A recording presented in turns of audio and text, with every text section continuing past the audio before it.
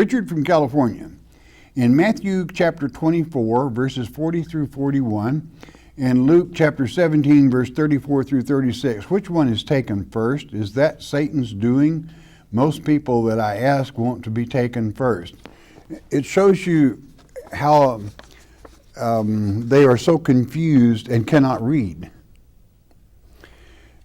You know, if you're going to be a reader of any literature, the first thing you want to know is who is it written to? When was it written? What is the subject? Well, if you look at Matthew 24, the subject is the returning of Christ. What it's going to be like at the end and the events that consummate the end of this age. And he says, don't you make any mistake. The Antichrist shall come. And if they tell you he's out in the desert or somewhere else, don't you believe it, that it is Christ. It's the false one. Now, so if the false Christ comes first, who do you think is taken first?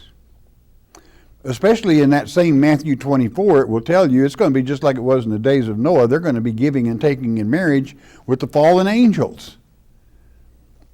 So, you know, I don't know what kind of reader it would be that would want to go first because it's Satan that's doing the taking. But it shows you the lack of people's ability to read and the deception and false teaching with the flyaway doctrine, which the word rapture is not in the Word of God. And it deceives a lot of people because it's a cop-out. They don't feel they have to understand, well, it's really simple, you're going to be gone. You're going to hell if you don't change your ways. The Antichrist comes first, and if you jump in his bed, my friend, guess where he goes? He goes to hell. He likes company. You don't want to get in that wagon, okay?